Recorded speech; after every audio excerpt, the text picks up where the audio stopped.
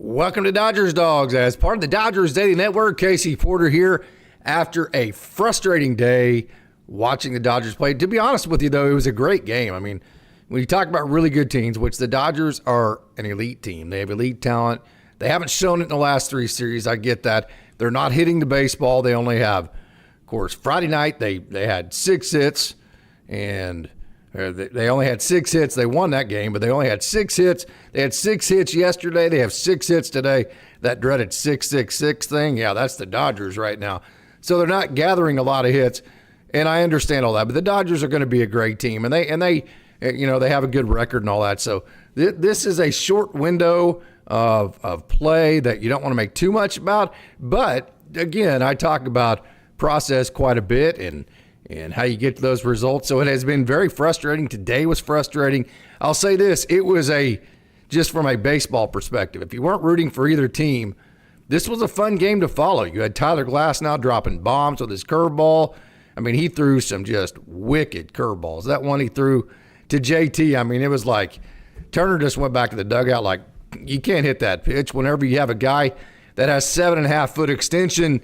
And he was only like 94, 95, sometimes 96 today. But you know Glasnow can get it up there high 90s. When you have that kind of guy, then you have to gear up for the fastball. When he drops a bomb like that, you just take your right turn to the dugout and you say, hey, you get that pitch, boys, good luck. That's all I can say to you there. But it was a fun back and forth game. I mean, like the Cubs scored, the Dodgers scored, then the Dodgers scored to answer, then the Cubs answered the Dodgers. And then it was back and forth like that. And I say all the time that good teams, great teams, which I don't know if the Cubs are a great team. They're in the middle of a gauntlet right now, and they're playing well. And the Dodgers, I don't think are playing great, but I think they're a great team. I think the Dodgers are a great team. I think the Cubs are a good team. I think the Dodgers aren't clicking on all cylinders at the moment. I think the Cubs are, and so I think it's just kind of one of those stretches of baseball. But good to great teams, they answer when the other teams score, and both teams did that today. So I'll tell you another thing about today's game, and we've said this all offseason, not to get too much into the results because it's still very early. And if the Dodgers go and hoist the World Championship Series trophy again this year, which I fully expect, then we won't even remember this game, and we might because it was on Sunday Night Baseball, but really it won't make any difference as far as how we feel about the season, that kind of thing. It's just one game out of 162. But I'll say this, it did show you that defense wins close games. We saw Teo take the false step in right field. That cost the Dodgers a run. And then you saw Dansby Swanson go and rob Freddie up the middle. I don't know if rob's really the right word, but go up and take it, maybe a hit away from Freddie. So I do think, and I've said this all year, there are concerning signs about this Dodgers team. Again, don't want to make too big of a deal out of it. You don't want to have any. So usually whenever you get into a car crash, you start swerving off the road to the right. And then where the crash actually happens is you realize that you're going off the road. You overcompensate the wheel, and where you crash actually is in the ditch on the other side of the road because you overcompensated for swerving off the road. That's what you don't want to do. You don't want to knee-jerk and overcompensate and constantly. That's when you create this. You create all the ups and downs. That's the last thing you want. So you don't want to overcompensate. But you got to address the fact the Dodgers have only had 6 hits in the 3 game in each game over the weekend at home. And I'll tell you this, I said this coming into this series, the most disappointing part of all that, first of all, the Cubs were missing one of their best starters today that went down for the entire season. That's disappointing that you didn't do any better than that. But the Cubs went on this, I used the narrative. You win the World Series last year. You have a much shorter offseason. You have the parade. You have all this ballyhoo. You have all these things that you have to, whenever you win, it's a lot of fun. But then you have all these things that you have to do that you don't normally do. And again, they are very fun, and you want to do them, and you're so incredibly thankful to get to do them. That's not what I'm saying. But doing them it's just one thing after the other, and it can wear you down both physically and mentally. So I use the narrative of a crazy offseason, a shorter offseason because you won the World Series, shorter than every other team other than the Yankees. Then you cut your spring training in half by going to Tokyo, and then you're on this long road swing. You haven't been home very much. I know you had the opening series at home, but you haven't been home much at all. And so I made this statement last week that I really thought when the Dodgers won that last game in Washington, it was a day game on Wednesday. You got Thursday off and then a Friday night game. I thought that would recharge the batteries. I thought that would kind of reset just the if there was any kind of mental fatigue going on because of all the stuff I just mentioned, which, yes, it is an excuse, but that stuff is actually real. If any of that was going on, I just thought that 48-hour window would eliminate all that, and I really thought the Dodgers would come out this weekend and look like the Dodgers that we think they should look like. I really thought that was going to happen, and because of that, I sit here on a Sunday evening, and to be honest with you, I'm disappointed in the way they played. Not because they lost 2 out of 3, but because they didn't hit the ball. Because now Friday night's game, we'll get into it. The Dodgers did play good defense there. Andy Pages made 2 really nice plays in center field. Tommy Edman made a nice play in center field today. But by and large, I just don't see this team doesn't look like it's on a mission yet. Now it's early. But I just really thought that we would see a Dodgers team that even on days to where maybe the energy was off a little bit, or if they're not clicking on all cylinders, I didn't see low-scoring games like this only scoring 2 runs. I mean, scoring 3 runs on Friday, scoring no runs on Saturday, and then today's game being low-scoring as well. I just did not see that coming from the Dodgers and this version of the Dodgers. The great thing about it is you have elite pitching. Roki Sasaki, it was fantastic. We're going to get into his outing yesterday. We're going to get into Yoshinobu Yamamoto's outing on Friday. The great part of that is you have elite pitching, and because of that, the Dodgers now are their record on the season still is very, very, very good because you're able to still win games despite the fact that you're not clicking on all cylinders offensively. So disappointing weekend for me, not just because they lost the 2 games, but because they didn't look any different with the 48 hours that they got off. So, hey, we have a great crowd logging in. I want to thank everybody. Mr. Seabad, History Man 0828, Ocean View Coffee Shop, and Ryan R. Michael Craywick, OTC is in the house. So thank you so much for joining. We're going live here, and we're going to talk. Hey, we got a great down the farm. We have a comment about Hae-Sung Kim. We're going to talk about Hae-Sung Kim and his home run, that 2 home runs he hit yesterday, and not just the significance of hitting home runs, but again, the process of how he hit them, very important. We're going to talk about Zaire Hope, the tank. He is absolutely just destroying high A pitching right now. We're going to talk about Kendall George and his first home run of the season, his second home run as a professional. We're going to give you an update on Mike Sirota. I'm going to show you a example of the 80-grade speed of the Dodgers' #1 pick last summer, Kellen Lindsey. Some under-the-radar type guys like, Elijah Hainline, who I think can really play for Rancho. Then we're going to update you on some of the quad A guys in Oklahoma City like Michael Chavis, Matt Sauer, Bobby Miller, and Eddie Rosario. So we're going to give you an update on the quad A guys. We're going to give you an update on the top prospects like Zaire Hope and Kendall George and Kellen Lindsey. And then we're also going to show you some under-the-radar guys like Elijah Hainline. That all comes on our Down on the Farm segment when we get done talking about the Dodgers. So, hey, let's leave your comments. Get on the phones. Get on social media. Let's get a big crowd in here. The live crowds as of late have not been as big. They've been, the people who've showed up have been fantastic, but let's get more people over here and let's talk Dodgers baseball and let's have a good time. Let's get a big crowd going. So call everybody you know, get them over here, and let's cry in our beer and let's get over this, and so we can move on tomorrow, the next day, and and get going on the rest of the season. So, hey, Mr. Seabad, the first comment of the night. Mr. Seabad says the Dodgers need to shake up the lineup and bench some no performers. Yep, and the Dodgers have plenty of them. Just kind of as an example, in the lineup today, you have, well, Freddie Freeman. It's been up and down, but Freddie Freeman's hitting 200. Hard to judge because he's been in and out of the lineup in terms of injury. But, hey, and here's a guy that I said I want in the lineup every day. I didn't see a scenario where he wouldn't have a good year because of all the talent around him. I thought Michael Conforto would get great pitches to hit, and he still might. It's still very, very, very early. But Michael Conforto only hitting 220. Chris Taylor, he got in the game today, 143. Andy Pages, 159. Miguel Rojas, 185. So you're talking about it. Let me actually get to today's game and get to the line of today's game so I can look at that. Give me just a second here.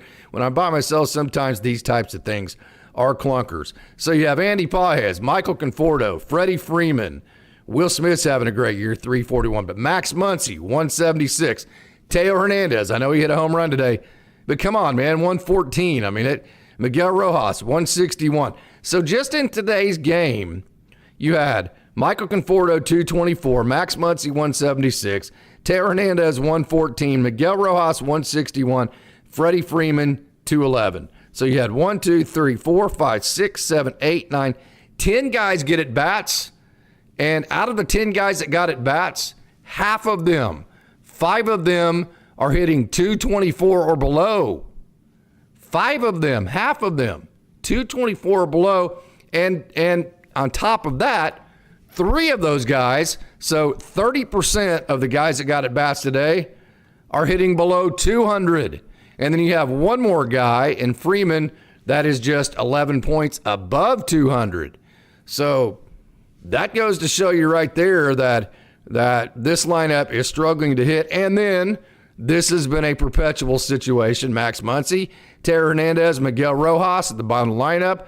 The bottom 3 went 1, 4, 9, and then if you count Freddie Freeman, who pinch hit, the bottom 3 spots in your lineup today went 1, 4, 10. And then Shohei Ohtani, who is the greatest player in the game of baseball, he went 0 for 5 today. And so when you look at those 4 spots in a row, you go 1 for 14 from 7, 8, 9, 1. So when you go 4 spots in a row, and that's the kind of production you get, that makes it pretty tough right there. So, again, not going to overreact, but I will say this, and I've said this, I've been consistent with this. The Dodgers have not played good offense all year yet. They have not clicked on all cylinders. They have not looked like the Dodgers team that I thought the floor for this team would be a lot higher than it has been. I didn't see floor games like we're seeing. When I say floor games, I mean like on the nights where you're not hitting the ball where you thought the way you thought you would. I still thought the Dodgers would figure out a way to score 5 or 6 runs just because they had so much talent. And hey, maybe when Freddie Freeman gets healthy, no, let me rephrase that. If Freddie Freeman gets healthy, maybe all that changes. We'll see. But I think that is a big if Freddie Freeman gets healthy or not. I think that's another big concern for this team. I don't want to sit here and act like I'm freaking out or panicking or doing any of that on April 13th. But I do want to bring up all the points that I do think have been fairly long-lasting and are showing trends. And again, that is the offense. I've been worried about the defense all offseason. You guys all know that. And gals out there. And I think you have to be worried about whether Freddie Freeman's ever actually going to be totally healthy or not. So we'll see how that works out. Hey, Ocean View Coffee Shop, thank you so much for joining. History Man says it happens. They'll get out of this slump like they always do. The good news, it's only April. That is correct. It's not even Easter yet. So Ryan R. says the broadcast mentioned that Ohtani so far only had 7 chances when there's somebody on base. And 4 of those he got walked. Of course, you have Mookie Betts behind that. And then what adds layers to that is then you have Freddie Freeman behind that. That's why, right, and then Mookie Betts was out for a while. So that is a That is a situation to where you don't have the layering that you thought you would when the lineup gets back to Shohei Ohtani, and I think that's leading to the issues that you're talking about. The bottom lineup needs to get better, and who, how, what? I mean, this has been going on for what, 3 years now? I don't know the exact length. Don't exactly quote me on that, but I guess we all know. I just said, hey, 1 for 10 in your last 3 spots in your lineup. This was an issue all last year, not necessarily every game, and there were stretches where it wasn't an issue. It was an issue too. I mean, this has been an issue. So I guess who, where, what? I mean, I guess you could dump Chris Taylor, Kike Hernandez, and go get who? What players do you go get that's going to automatically solve the bottom of your lineup? Really, the best thing that you can hope for the bottom of your lineup to improve, I think the one thing that you can really hope for is that Miguel Rojas gets back to being a league average. No, I said one thing. The couple of things, or however many things it ends up being that rambles out of my brain right now. I'm just rambling because the Dodgers lost, and I'm kind of pissed, and I'm trying to make myself feel better. Right?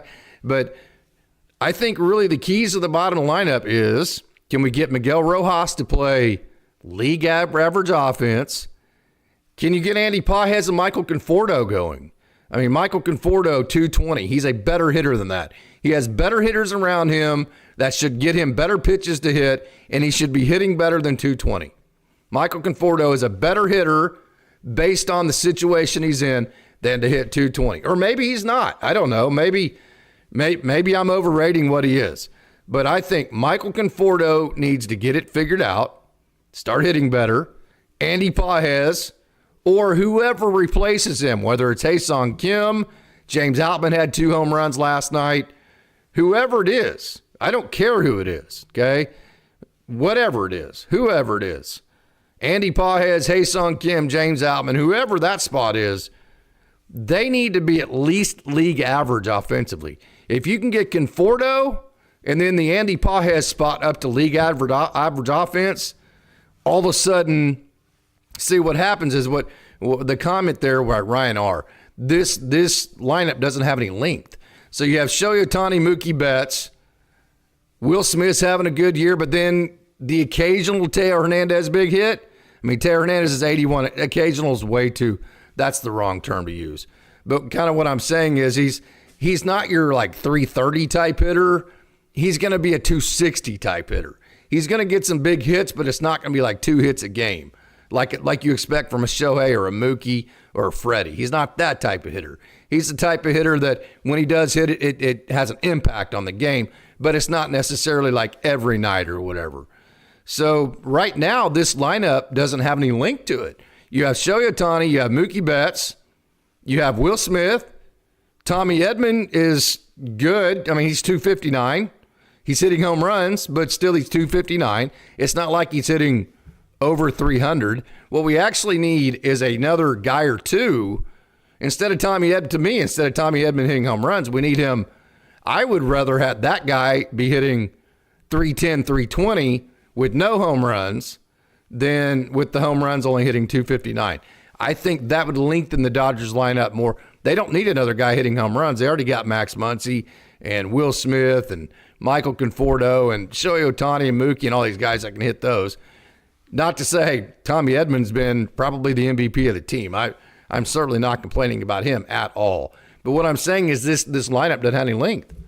Once you get past about the 5-hole, it's over. I mean, it's like there's several. I mean, just go back and look at the box scores and look at all the innings that the Dodgers have had this year that have been 3 up, 3 down, or maybe 4 hitters. Maybe they drew 1. They're not drawing a whole lot of walks right now. I mean, they drew 3 walks on Friday in today's game, if I can get to it. In today's, actually, that's yesterday's game. Yesterday, they drew no walks. And so, I mean, they're not drawing a lot of walks right now. And so if you can get through about, the 5-hole, this lineup has no link to it. So you need Andy Pages, Michael Conforto, Miguel Rojas. You need them to start playing league average offense. Shall I dare say it? Is the bottom of this lineup missing Gavin Lux? At least the Gavin Lux of the second half of last year. I have not looked at Gavin Lux's stats. Matter of fact, let me pull them up, and I might be I might be speaking out of turn here because he might be hitting like 150 this year. I don't know. Last 7 games, 182 on the season, so far, 216. So now that answers my question there. Gavin Lux hitting 216 for the Reds. So no, definitely maybe missing the second half of last year, Gavin Lux. That had a really good half of last year's season. Matter of fact, last year in 2024, he hit 251 overall, and that was after really struggling in the first half. So something's got to happen in the bottom half. So, hi, Casey, back home in Thailand, says Michael Craywick. The guys seem out of sorts in all departments, very inconsistent. Thoughts on Shohei leading off? I like Shohei leading off because I think he's the guy that does everything, and also Shohei's the guy that steals bases. So I'll say this. The further up in the lineup that you hit, they're just mathematically, the more at-bats that you're going to get. And Shohei Ohtani's the best player in the world. I want Shohei Ohtani just throw rolls out the window. Hey, he doesn't have guys on base in front of him. Hey, he's not getting pitches to hit. Because throw all that out the window. Just from a 162 perspective, from a mathematical perspective, he's the greatest player in the world, and I want the greatest player in the world to mathematically get the most amount of at-bats of anybody else on the team. I think if he gets the most amount of at-bats on it than anybody else on the team, that makes the Dodgers better. So that's what I'll say to that, and I think I know where you're getting, and it's a great point, Michael, that he doesn't have anybody on base to drive in. So let's move him to a part of the lineup where he can drive in runs, but then all of a sudden he's losing 3-4 at-bats a week that he would have got if he was in the leadoff, and that's not good either. Now you might go to scoring no runs. So that's the problem you have there. OTC says it's time to call up Hae-Sung Kim. We will get to Hae-Sung Kim here in a minute. Boy, we have a great crowd logging in. I want to thank everybody for tuning in. I just put this together. Been super busy with the main job here. Again, this is a hobby, trying to get that done. We've just had a ton to do. Oklahoma State's been in action as well. So I've been very busy. Haven't been able to put together a video since Wednesday. So hang with me. We're going to get in a consistent rhythm. We're going to start releasing videos every day, down on the farms, you name it. We're going to have all of our hosts together. So stick with me. Going to get school over with here in about a month. But until then, it's wake up as early as you can, put videos together. So just turn on your notifications, and whenever a video gets released, you will know that it got released. And hang with me. We'll get way more consistent as the summer goes on, hopefully starting tonight. So thank you very much for joining in. We have just an awesome crowd. Again, we have an awesome Down on the Farm coming up tonight. Going to talk some Hae-Sung Kim, Zaire Hope, Kendall George. Going to give you an update on Michael Sirota, talk a little Kellen Lindsay, talk some Quad A Eddie Rosario and Matt Sauer and Michael Chavis and Bobby Miller and all that. So stay tuned for the Down on the Farm coming up. Hey, this is what World Series hangover looks like, says PP. Yeah, I would agree. This is why no team has gone back-to-back since the Yankees, in the late 90s, early 2000s. There's just an edge that you lose. And not just there's an edge. Here's another thing. You go to the White House. You have a parade. You play longer. This is an older roster.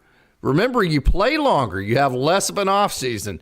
It is a very difficult thing to do, even for a roster that is as historically talented as this Dodgers roster is. Having said that, again, hey, it's April 13th. Way too early to make any judgments. And the Dodgers have they have won games. So, yes, they have lost 3 series in a row. That sucks. And I'm not going to lie. I did not see that coming. I honestly didn't think that the Dodgers, and right now the Dodgers are actually in 3rd place in the NL West, 11-6. They are 7-2 at home, 4-4 on the road, and they're 4-6 in their last 10. Padres are in 1st place at 13-3. I'm going to say it again, though. No overreaction, no knee jerk. I didn't see at all any time this year, not ever, the Dodgers losing 3 series in a row. I didn't see that happening. So from that perspective, that opens my eyes. That tells me the Dodgers have a lower floor than I thought they were going to. But hey, it is what it is. So PP says Conforto jogging to a fly ball that hits the foul line. That was weird. game of inches. I mean, you have the Teo deal where he has that excuse me swing, and it looks like, Tommy Edmonds on the move, and then it looks like Tommy Edmonds is going to get to third. You're going to have first and third, maybe set up there to score, maybe take the lead. That goes foul. Then the very next inning, Kyle Tucker hits one down the left field line, and it goes fair. So not only that, it just seems like all the breaks are going against you. And it's always like that when you're struggling. And it's not that there's more breaks than normal that are going against you. You notice them and you dwell on them because you're not playing good enough to overcome them. So if you have breaks go against you and you're clicking on all cylinders and you go ahead and score, like let's say Teo goes ahead and hits a home run right there, or your pitching goes ahead and gets out of that inning, you don't even remember that break going against you because you overcame it. But when you're only getting 6 hits a game and you're getting shut out, and you're only scoring 2-3 runs in certain games, that's when you go, well, this break went against us. Everything's going against us. It's not that everything's going against you. It's just that you're noticing it and you're dwelling on it because you're not doing anything to overcome it. Whereas that's what you need to start doing. The Dodgers need to be a good enough team to where if breaks go against them, they just get a hit up behind it, or like Jack Dreyer did today. Pete Crow Armstrong in the 8th inning hits a leadoff triple, and Jack Dreyer just goes to work. Boom, boom, boom. 3 outs, gives the Dodgers a chance, just down 2 in the 9th to come up with a big hit. So Richard Flores, thank you so much for joining. We have just an absolutely awesome crowd logged in. I want to thank everybody so much for tuning in. Hey, Timmy says, time to DFA the whole team. We are cooked. That makes my day. Timmy, that is absolutely hilarious. The greatest, Reinhardt says, the donkey is 1 for 11 this series. I hope he bounces back next series. Yes, Mr. Seabad, the bullpen is also a problem. Now, yeah, Alex Vesia, I thought that was interesting. That move to first base was whenever, whoever it was for the cut. The teammate of Tommy Edman for the Cubs, somebody in the chat, I'm having a brain cramp right here. So gets picked off. And whenever you have a lefty on the mound, this is not necessarily pertaining to this game. This is just kind of a side talk. When you have a lefty on the bump, runners don't read lefties typically. What they do is they just go first move. So as soon as the front leg moves, you just go. And if you guess wrong and the lefty picks to first base, you're just out. So that's called a first move steal. So that's what I think it was Nico Horner. That's who it was. That's what Horner did. He went first move on Vesia. So that wasn't the bad baseball. He was instructed to go first move. So he guessed wrong. Vesia picked him off. But where the bad baseball was for Nico Horner at that point, don't just run into an out. Stop and get in a rundown. And then getting a rundown long enough for that runner to third to come home. Now, hey, these are major leaguers. Miguel Rojas is 95% chance that he's going to pick the baseball up. He's going to get the baseball from Kike. He's going to catch it, throw it home to Will. Will's going to make a tag, and the runner coming home from third is going to be out by like 5 feet. That's most likely what's going to happen, but that gives you a hell of a lot better chance at the Dodgers screwing something up than just running into a tag at second base with the runner at third never even breaking home. So that play was a disaster from Nico Horner all the way around. So Tony Forkish, thank you so much for joining. It's hard to know which players are struggling and which players' production has expired. Great comment, Tony. Great comment. So that brings you to Max Muncy. Is Max Muncy struggling, or are we seeing the decline of Max Muncy? Typically speaking, these boom and bust guys that have lots of incline in their swing, how many times have you heard me say it? Chris Taylor's the same way. He married the launch angle. It's a deal with the devil. When you have when you're at the top of peak of your eye-hand coordination and your tools, you're hit home runs and you're a good player. But as soon as your tools degrade at all, your eye-hand coordination, maybe your quickness and all that, as soon as any of that degrades, it is a steep decline because you don't have swing mechanics that give you margin for error. That's Max Muncy. So is his decline is he going to go from like a 130 WRC plus guy, one of the most valuable contracts in baseball based on the production he gives you, to that right there? Is that Max Muncy, or is this just one of those patches that Max Muncy has gone through before, and he's just one hit around the corner from being the Max Muncy that we've had the last several years? I will say this, the at-bat he had today, the sac fly, was a very professional at-bat. He got down 0-2. He got a fastball up in the zone. He got a back foot sweeper that both pitches were meant to get him to chase and swing and miss, to strike out on. He laid off both of them, finally got a pitch that he could handle, almost hit the ball out of the yard, tied the game with a sac fly. That was a totally pro at bat. Tony Forkas, that is a great comment, though. So which players are struggling?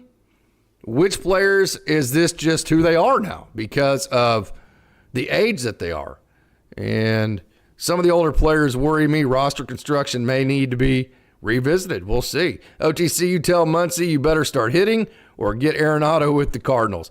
Mr. Seba, how about Alex Freeland? How about that, right? I mean, Alex Freeland, he's played some third base at Oklahoma City, and he is absolutely tearing it up for the Comets. Mr. Seabad, the Padres are on a winning streak with multiple shutouts, so it must be April. Oh, great comments. That is standing ovation stuff right there, Mr. Seabad. Already talking crap on the Padres, who, by the way, are in first place at the NL West. Dodgers in third. DNA Sports Recap. Vent, my friend. Yes, that's what I'm doing. This is therapy for me. It's time to move on from Muncy, Pajes, and CT3. Tony Forkas, can you please explain the manager's decision to punt the game last night so early? I understand you want to stay away from Yates, Trinan, and Scott, but it was an extremely frustrating game. That is always the toughest decision for a manager, is when to go down staff. Because as a manager, your job isn't, of course, your job is to win every game every day. But your job is to win the most amount of games that you possibly can throughout a regular season. So you have two choices. What managers do is they play the odds. So odds say we're not coming back and winning this game. So if I throw my whole tank at this, or even part of my tank at this, I'm increasing my odds of losing tomorrow's game.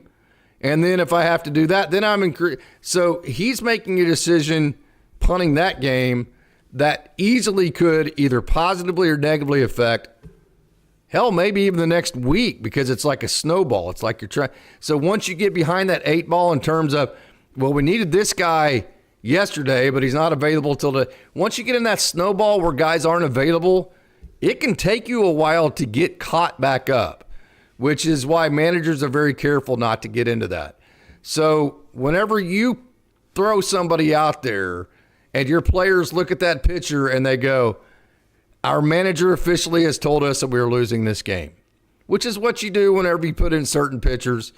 That is the hardest thing to do as a manager, because as a leader, you don't want to ever give the message to your players that it's okay to just say a game's over and we're punting this game.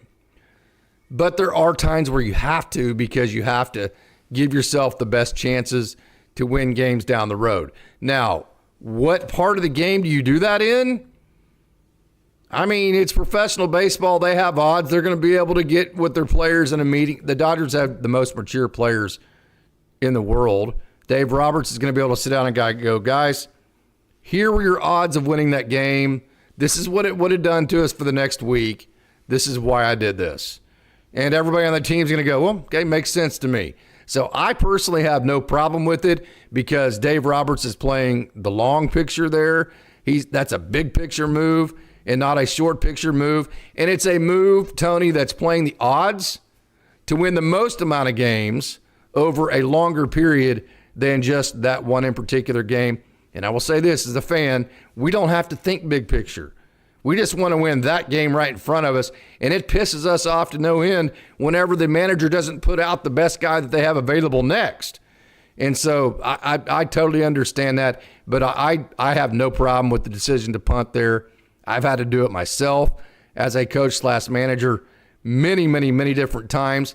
And there's no science to it. It's just whenever you feel like it's time to play the odds. And that's the time that Dave Roberts felt like that. So Hey, great question there, Tony. That is A-plus stuff. Again, Dodgers Dawgs is part of the Dodgers Daily Network. Easily has the best crowd out there. DNA Sports Recap says spot on with Tommy. Oh, thank you very much. My thoughts about I'd rather him hit 310 than hitting the home runs because we already have guys that hit home runs. Not to complain about him because he's been fantastic. Hey, OTC Muncie hasn't hit any home runs this year. No, but we know he can hit them in bunches. So that I'm throwing him in that category because he always has in the past. Craig Osterberg, bottom of the lineup, is killing this team, hitting under 200, no doubt about that. Good evening, Casey. Hello, everyone, says Gregory. Hey, get on the phones. Get everybody over here. We're going to have a great down the farm. Let's get a bigger crowd. Let's get this thing on up there, and let's have fun. Let's get everybody over here, get them here, and let's talk some Dodgers baseball. Let's cry in our beer. Let's bitch and moan, and let's do all this together, and let's make ourselves feel better. Hey, OTC says, love Ohtani batting first. You want him getting 5 at-bats. The more at-bats Ohtani gets, the better your team is, my opinion. Aldo, what do you think about keeping Casparius and Garcia in for so long in a one-run game? That's part of the punt. That's part of the we're not going to need either of these guys tomorrow or the next day. So let's let them wear it, kind of like you did Justin Robleski. Let's let them know they're wearing it, and let's make sure that they know we're okay with what's going on, even if Ben Casparius gives up 6 runs.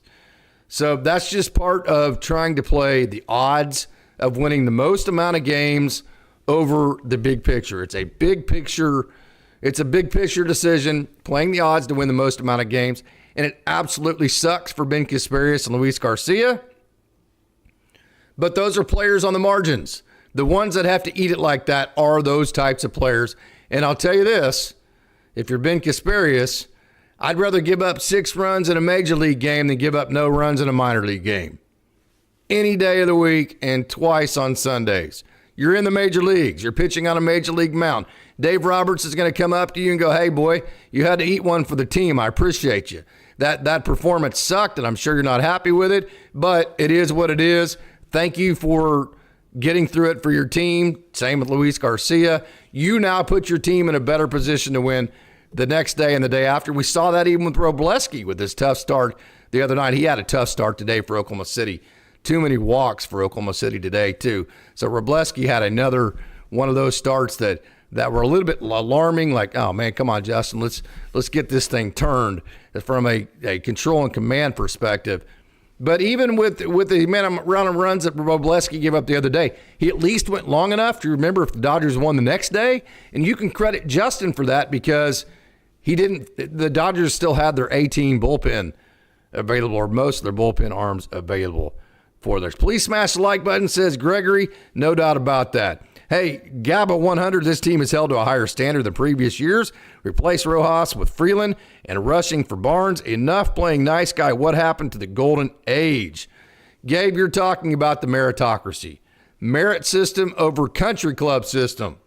So you give roster spots to guys that earn them, not guys that are in your country club good old boy network. Now, Austin Barnes, I'll say this. I'll defend him. He is a backup catcher. We saw what he did for Roki Sasaki the other day. He settled him down because Roki Sasaki felt comfortable to him, and he was maybe the best backup catcher offensively in the league last year. So Austin Barnes squarely, in my opinion, has deserved to be the backup catcher on this club. He is part of the meritocracy. We've addressed the Chris Taylor thing, probably trying to get him to his pension, 10-year pension, which is PR for the Dodgers. If you like all the free agents the Dodgers get, part of that is because of the developmental system, but also part of it is they treat their players right. Trust me, that reputation is out, and the Dodgers want to do nothing other than improve that reputation so they can keep signing free agents to make themselves better. No Name says, we need youth on this team. Please call up Rushing and Freeland. Alex Renteria says Conforto should be one of the hungry guys. I agree. I'm disappointed in Conforto. It's early. It's April 13th. He ought to be hitting better than 220. He's a better hitter than that. And that this team, for this lineup to get to lengthen Michael Conforto needs to hit. I agree with you, Alex Renteria. More urgency, please. We need jogging to the fly ball is unacceptable. I think he should be hitting better. I agree with you on Michael Conforto. Hey, Gabe 100, get rushing in there to work exclusively with Roki. His offense will be better on his worst day than Barnes, who doesn't even know when to bunt.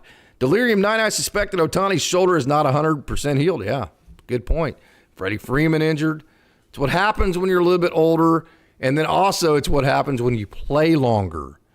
You play more games, you have more opportunities to get injured, and or Ohtani hurt his shoulder last year, and then he had to play like 10, 15 games on it. Instead of the season being over, if the Dodgers would have got beat by the Padres, he would have had almost an extra month to rest the shoulder. Freddie Freeman would have had an extra month, all that kind of stuff. And you might be totally healthy right now and be a better team this year. That just is another example of why it is so hard to go back-to-back. And it hasn't happened in, 25 years, something like that. So, Gregory, every team usually starts the season off good because they're healthy. But around All-Star break, a lot of teams will fall off because of the lack of depth. Yes, No Name, we're going to talk about Kellen Lindsey on our Down the Farm segment here in just a couple of minutes. This team shouldn't be putting up only 5 runs in 3 games, only 6 hits in each of the 3 games this weekend at home. That's after 48 hours off. So they had the Wednesday game in the afternoon, Thursday off, Friday evening game. 48 hours off, coming home against a fun team, against a team that lost one of their better pitchers, Steele. And you still only put up 6 hits a game and 5 runs. Very disappointing. There's no way around it. This was definitely disappointing. Hey, Sev2121 says, look at the bright side, coach. The Rockies are coming to town. There you go. I have not even looked at the upcoming schedule. So, yeah, the Rockies will have professional players. They'll have major league players. But that always is a part of your schedule where you assume that you should have some success, no doubt. Hey, Gabe 100 says, I'd rather have mistakes from the young guys early in the season when we're losing these series than later in the season for injury replacement. We need wins. Get these young guys some run now. You know I'm not going to disagree with you there. I love that. And don't kill me. I enjoyed watching Michael Busch have success. He had a home run today. He had a home run yesterday. I hate it when the Dodgers lose, trust me. But I just was happy for Michael Busch. I'm sorry. I can't get that out of my system.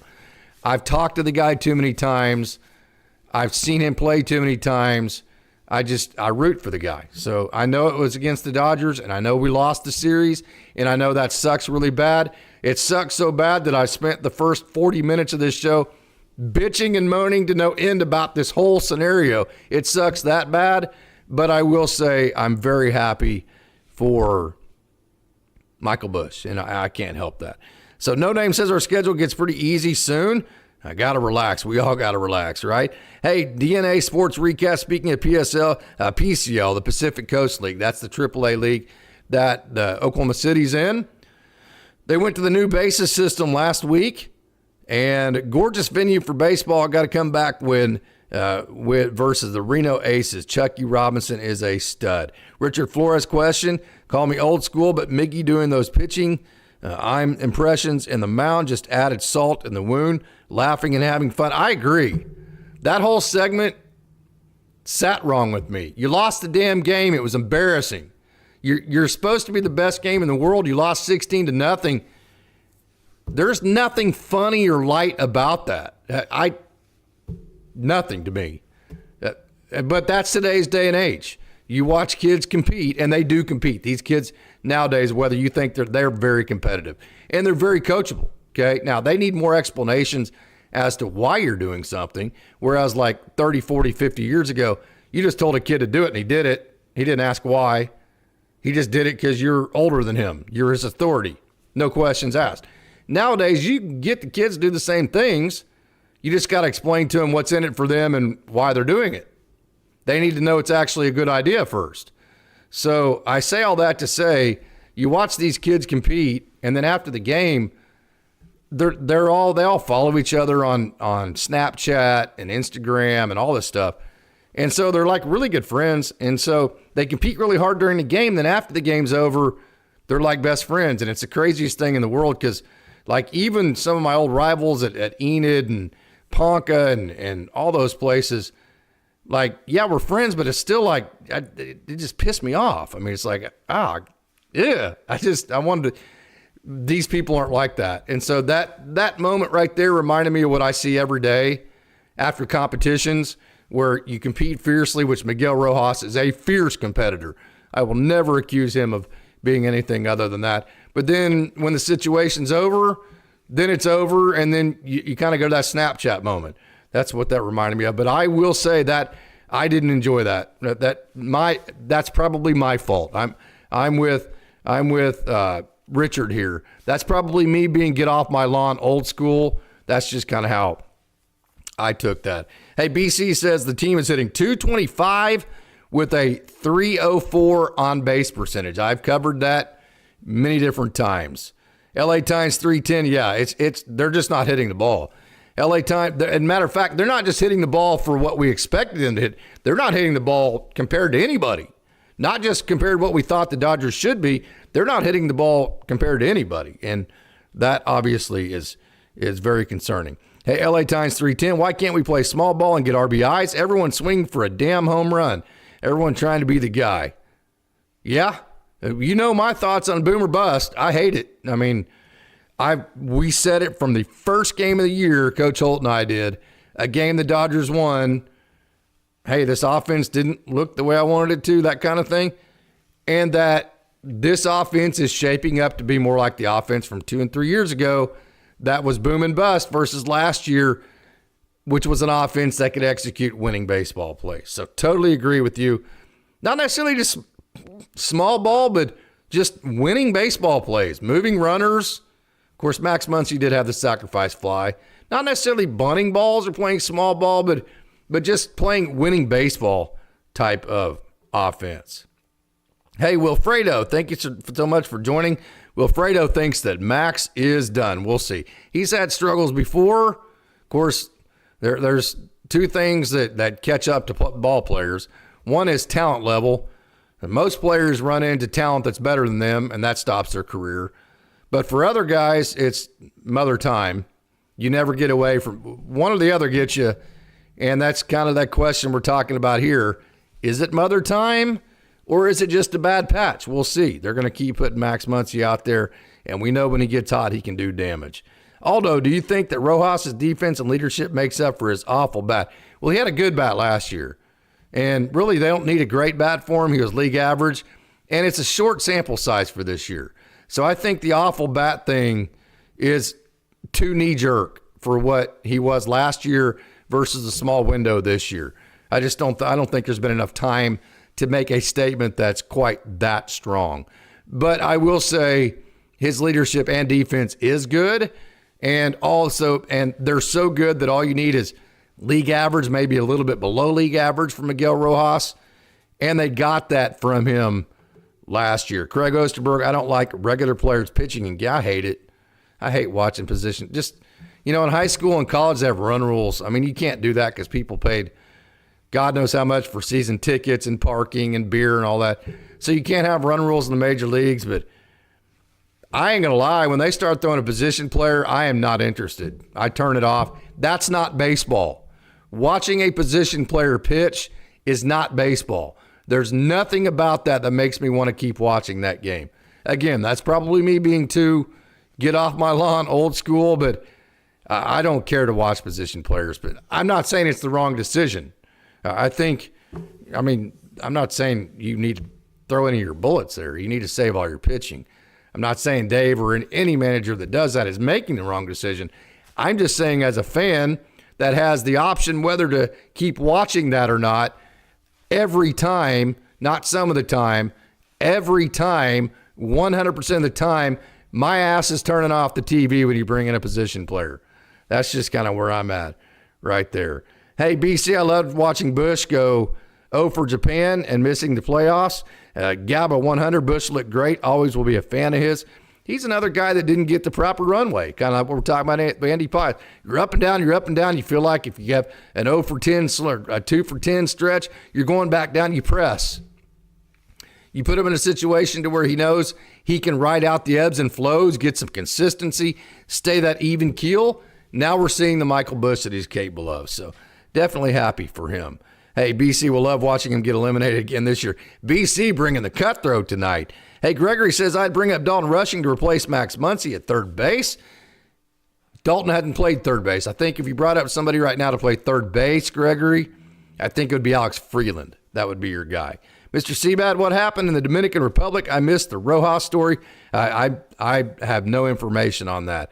So I'll have to, I will look into that and I will get back to you on that, Mr. Seabad, maybe on our next show. Noah Ortega, Bush doing excellent shows. The Dodgers are great at developing players, so more teams should trade with us. Yeah, Dodgers usually win in trades. I'll give them that, Noah.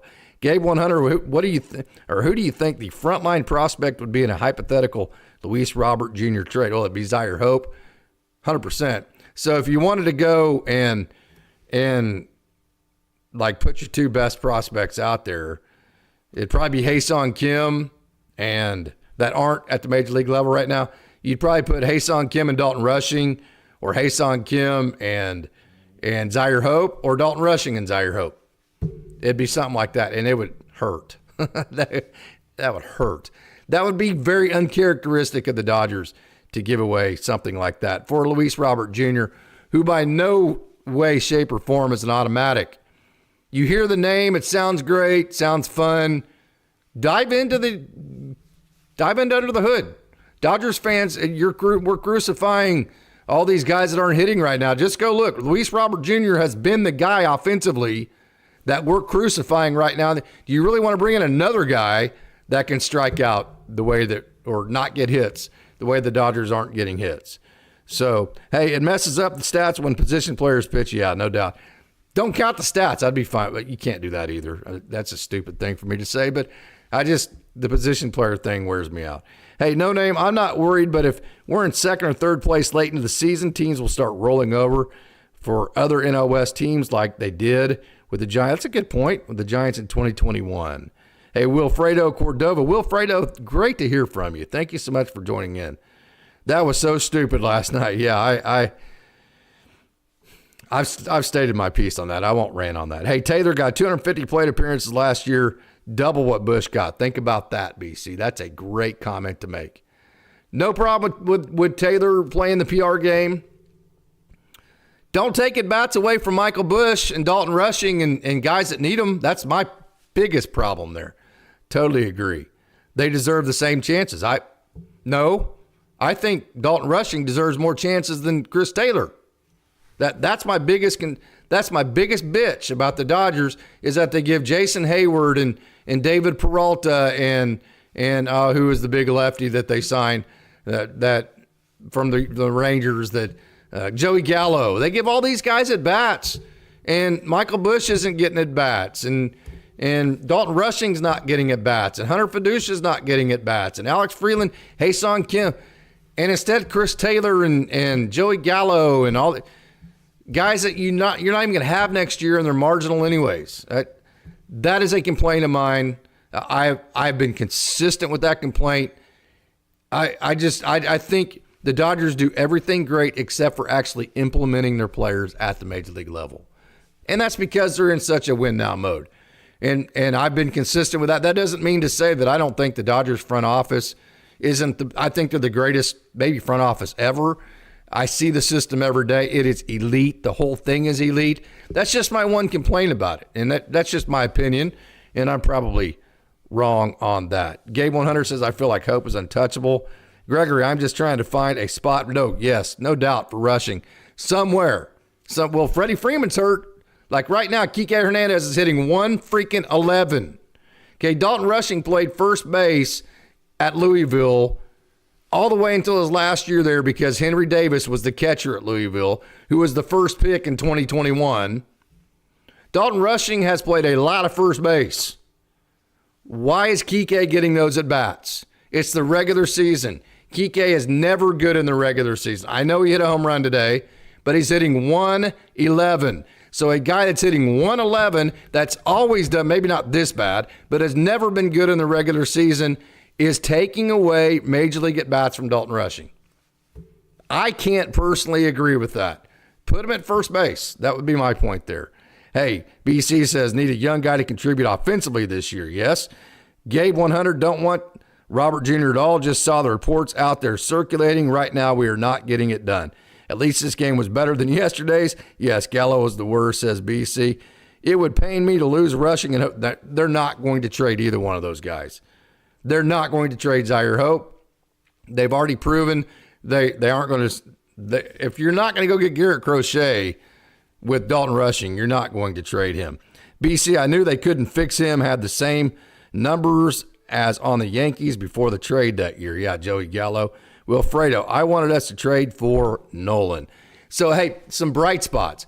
Yoshinobu Yamamoto. How many times do I say about him? Where does his fastball need to fit in? It needs to land in the zone 60% of the time. 60% is enough to where he's getting ahead in the count. And once he gets ahead in the count, now hitters have to swing at his splitter. And then he doesn't have to throw his curveball for a strike. So it's the blueprint. He threw his fastball and his cutter for a strike. And so when he's throwing his fastball and his cutter for a strike enough, he doesn't have to steal strikes with his curveball. And when he doesn't have to steal strikes with his curveball, it doesn't get ambushed for home runs. And then he can get chase on his splitter. And when he gets chase on his splitter, he becomes elite.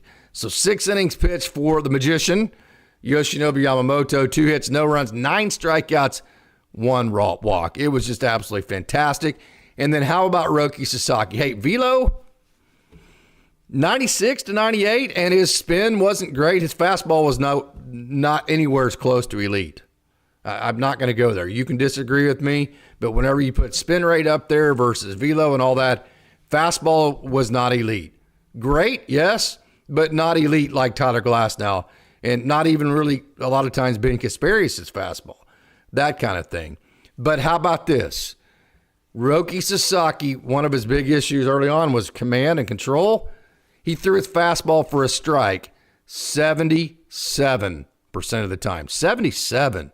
Now, it got hit, but that's fine because when he's getting ahead in the count, that means then he doesn't have to throw a splitter for a strike. When he didn't have to throw a splitter for a strike, that's whenever he gets chase from hitters, and it is game, set, and match at that point. So, and his slider was good as well. And then Ben Kasperius just had to take it on the chin.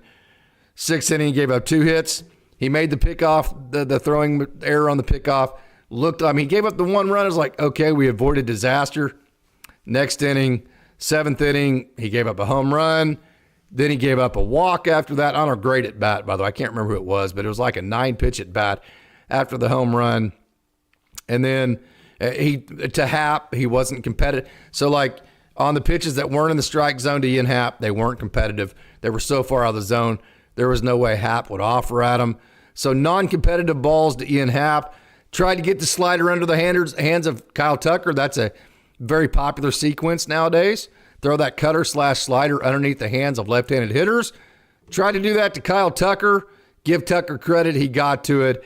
And then I believe it's Miguel Amaya ambushed the next first pitch. So try to get the slider underneath the hands of Kyle Tucker, then an ambush on the next pitch. 95-mile-an-hour fastball was a good pitch to Amaya. It was down and away. Ambush, home run. Then he threw a middle to Michael Bush.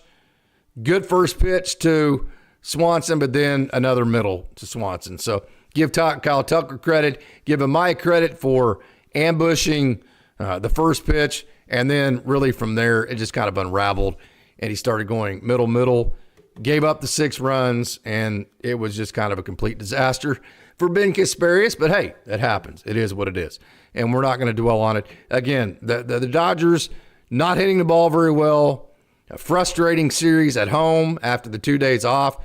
3rd series in a row that the Dodgers have lost. And hey, you can look at it 2 ways. It's like whenever in a game, let's say that you're not playing very well and you go in at halftime and you're only down like 5 points. Like you go in as a coach, you say, guys, think of it this way. We're not playing nearly as well as we can, and we're only down 5. So what happens when we start playing really good? We're going to kick their ass, right? So the Dodgers aren't playing great. They're not clicking on all cylinders, and they're still 11-6. So if you're Dave, you go, guys, we're not playing very well. We're not hitting the ball. We're two boom and bust. We're doing all this and all that. We're still 11-6. So what's going to happen when we do click? We're going to start kicking ass. That's the message that you need to finish today's show on, as far as if you're Dave Roberts and you need a message for your team. So I'm going to go ahead and cut this over, and we are going to go to our Down the Farm, and we're going to start talking again. We're going to talk about Zaire Hope. We're going to talk about Kendall George, Mike Sirota. We're going to give you an update on him. We're going to talk about Kellen Lindsey, Elijah Hainline, who's under the radar, our quad A guys, and Eddie Rosario, Michael Chavis, Matt Sauer, Evan Phillips. We're going to talk about one of his rehab outings. Bobby Miller, we're going to talk about his last outing. So with that, let's not waste any more time. Let's get right to it, and let's take a trip down on the farm.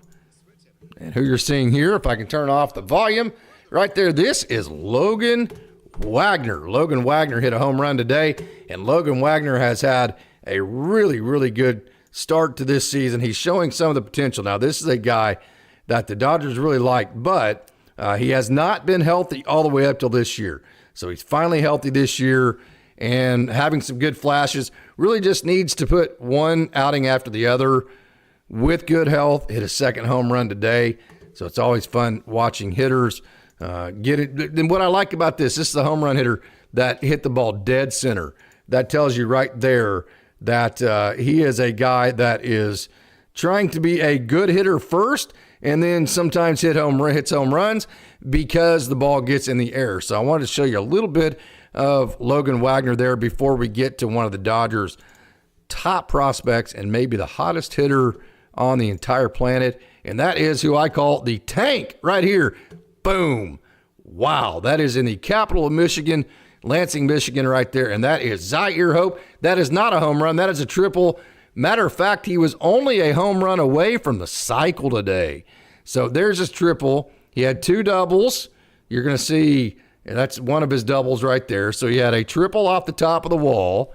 He had two doubles and a single. So only a home run away from the cycle. And right now, Zaire Hope is maybe the best hitter in the minor leagues. Not human. 4 hits today for Zaire Hope, and he's hitting 400 with an OPS of 1202. And keep in mind, it was like 32 degrees all week in Lansing, Michigan. The temperatures have been a little bit better over the weekend, but not much.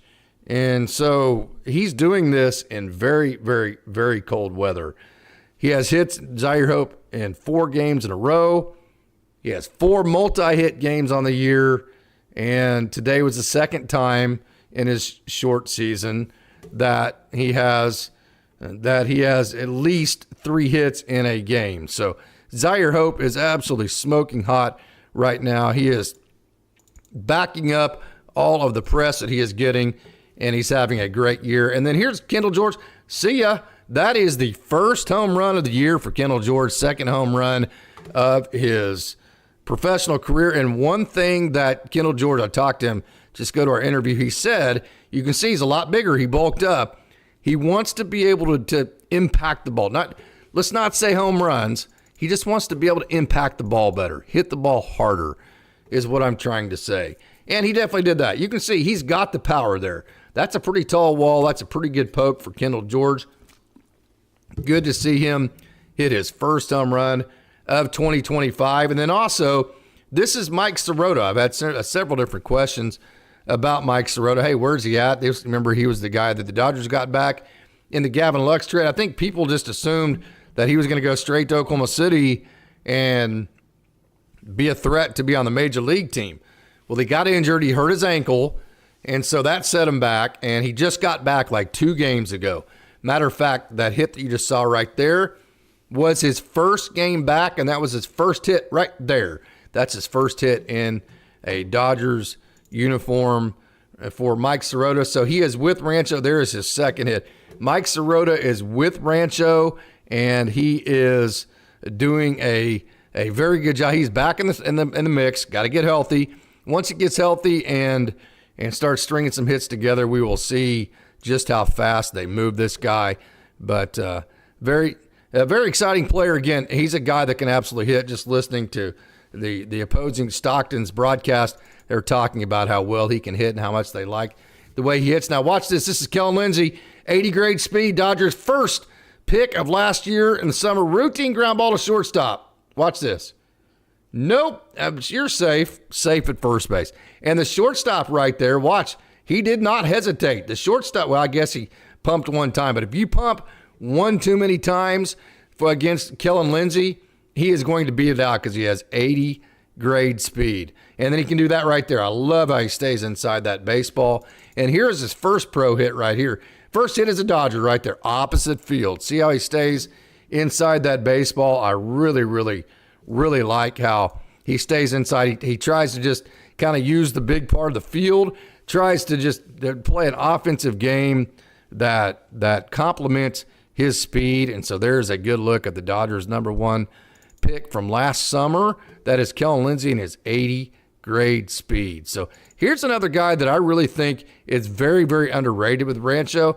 This is Elijah Hainline. See how he's able to get to that inside pitch and hit it pretty hard, but let it get deep? Any hitters that allow the pitch to get deep but can still turn on inside pitches are guys that usually can really hit, and then he does that really well.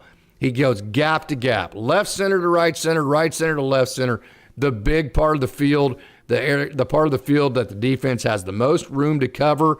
And then Elijah Hainline really hits the ball hard. This young man has great experience. Went to Wazoo, Washington State, out of high school. He grew up in Spokane and then transferred last year to Oregon State and had a really, really good one season there at Oregon State. And so I want to kind of show you a under-the-radar guy. I'm going to be bouncing around a little bit, but that's okay because we're just kind of having a little bit of fun talking about our prospects. But here's one of your under-the-radar guys in Elijah Hainline.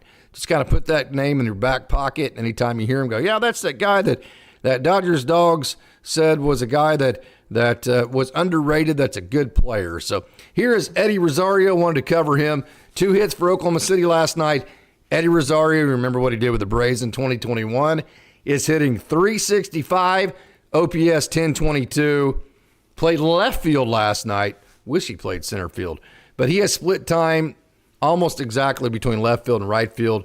He's DH'd one game, and Eddie Rosario has hits in every game this year.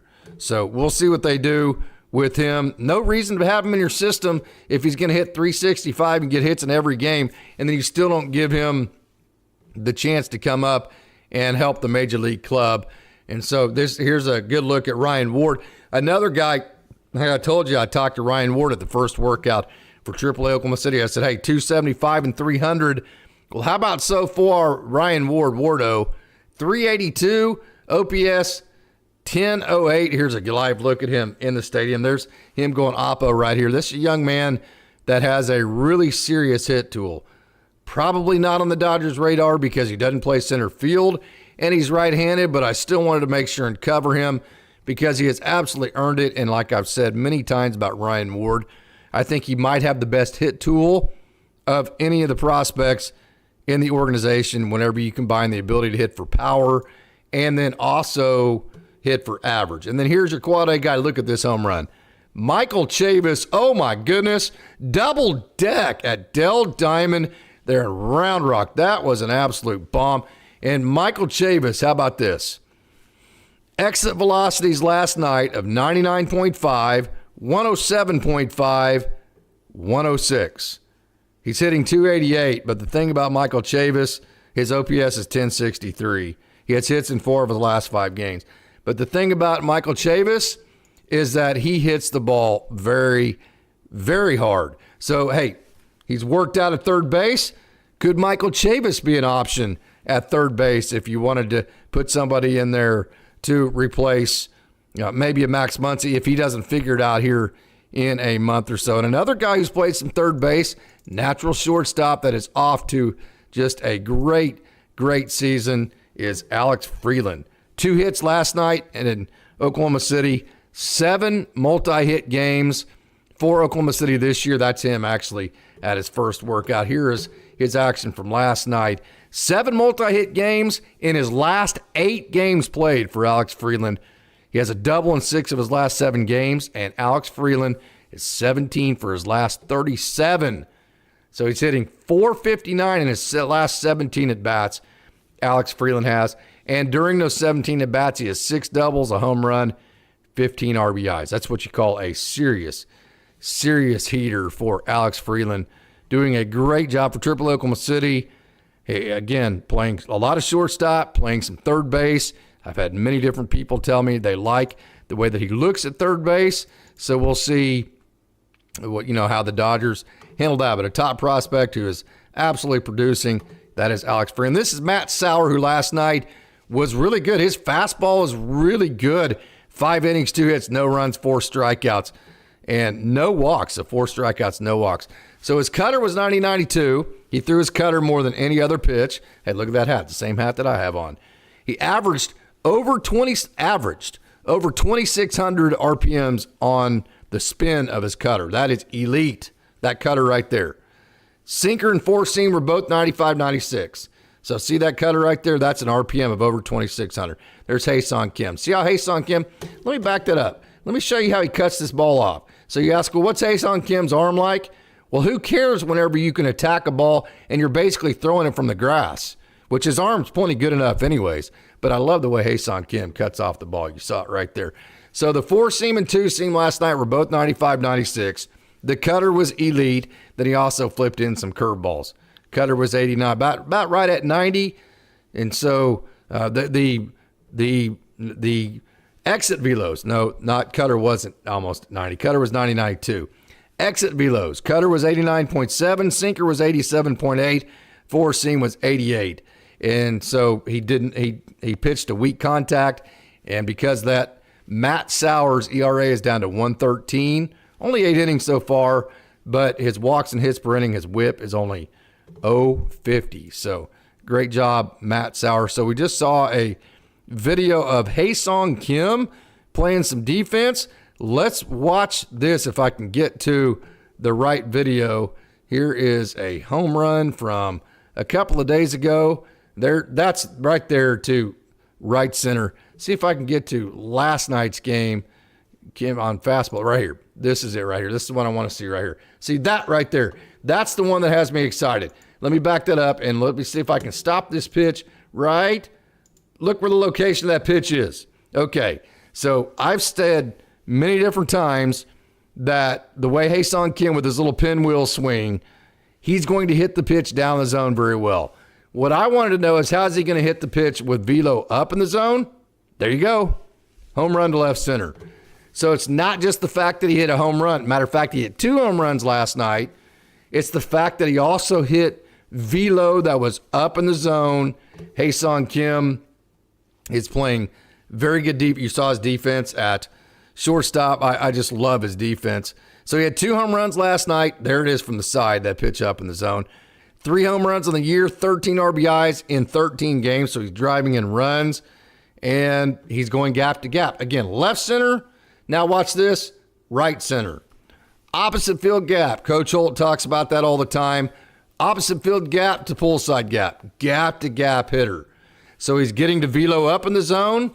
We know he's going to hit down in the zone, and he's hitting the ball gap to gap. And because of that, he's hitting 293, OPS 962. Originally, I think everybody thought he's going to be down for a while. We'll see. If he keeps playing like this, we'll see what happens. But again, he's making a push because he is playing very, very, very well. One more guy that I wanted to get to, I may get to actually more than one guy, but I wanted to make sure and get to him, and I'm bouncing around a little bit. That's okay because we're having a good time. This is a guy you probably never heard of. He got drafted last summer out of Troy, and I want to show you this year.